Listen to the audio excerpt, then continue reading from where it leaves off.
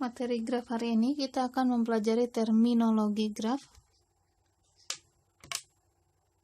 Ya, terminologi graf. Terminologi itu bahasa lainnya dari istilah ya. Jadi, pada dasarnya di sini materi graf itu kita menggambar titik dan garis, di mana titik itu disebut simpul, garis disebut sisi, yang kemudian titik itu melambangkan objek, garis itu melambangkan hubungannya antara objek.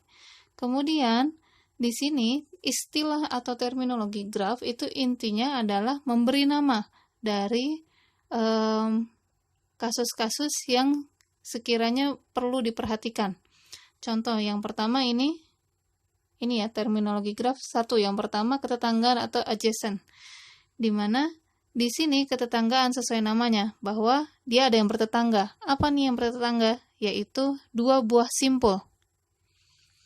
Jadi kalau kita punya graf tak berarah, kemudian dua buah simpul itu dikatakan bertetangga jika keduanya langsung terhubung oleh sebuah sisi.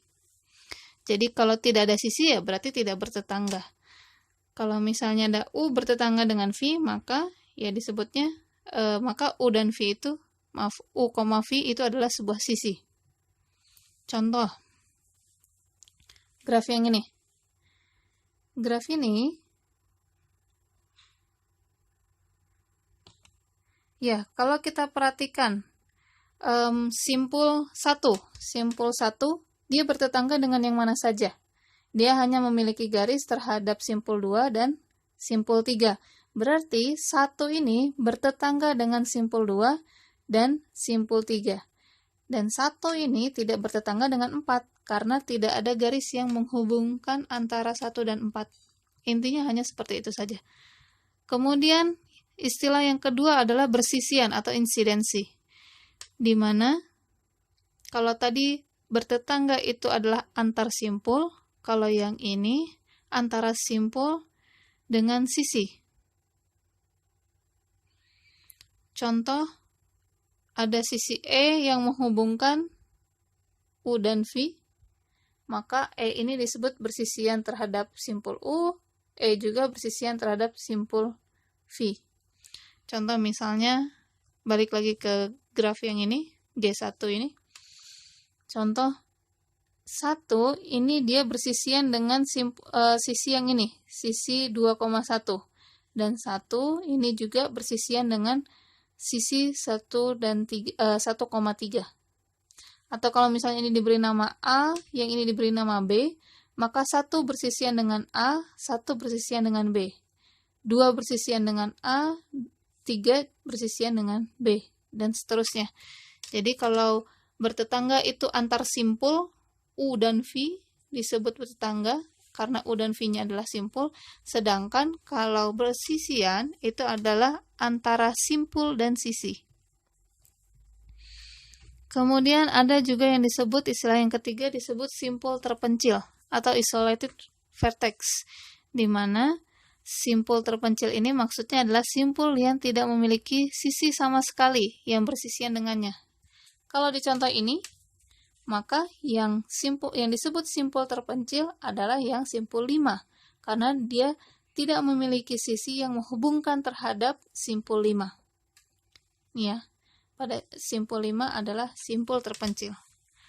Kemudian ada yang disebut dengan graf kosong atau null graph, di mana null graph ini maksudnya adalah yang kosong apanya? Sisinya. Graf yang himpunan sisinya merupakan himpunan kosong. Ya, contohnya seperti ini. Ini dia isinya kan hanya simpul saja. Tidak ada sisi sama sekali. Maka ini disebut graf kosong. Yang dinotasikan dengan ini ya. N besar, N kecil. Di mana N kecil ini adalah jumlah simpul. Karena ini jumlah simpulnya ada 5, maka ini disebutnya graf N5. Jadi dikasih nama nih. Kalau null graph atau graf kosong, di mana dia tidak memiliki sisi, itu diberi notasi dengan huruf N besar, yang dimana indeks bawahnya menunjukkan banyaknya simpul. Oke, yang kelima, derajat. Ini sebelumnya sudah disampaikan ya, sudah dibahas bahwa derajat itu adalah jumlah sisi yang bersisian terhadap simpul tersebut. Jadi banyaknya garis yang menyentuh titik tersebut. Intinya hanya seperti itu. Contoh pada graf G1. Ini derajat dari simpul 1 ditulisnya D1 ya, D dalam kurung 1, itu kan banyaknya 2. Ini tadi sudah dicontohkan ya. D1 ini sama dengan 2, dia sama dengan D4. Derajat 4, yaitu sama 2 juga, karena garis yang menyentuh simpul 4 itu pun juga 2. Sedangkan D3 itu isinya 3, dan D2 isinya juga 3, karena garis yang menyentuh si titik ini ada 3. Kemudian, nah perhatikan untuk yang G2, ini menarik ya, karena ada gelang. Bagaimana perhitungan gelang? Yaitu, ini adalah simpul 3, dia dihitungnya 2 kali. Karena ada sisi sebelah sini, ada sisi yang sebelah sini, dianggapnya seperti itu ya. Jadi, untuk yang D3, ini derajatnya, D3-nya sama dengan 4, yaitu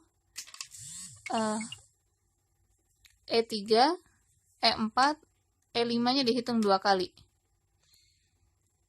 E3, 1, E4, E5, E5. Gitu ya. Jadi kita punya, kalau untuk gelang, itu dia akan selalu dihitung derajatnya sama dengan 2. Sedangkan contoh yang lainnya lagi,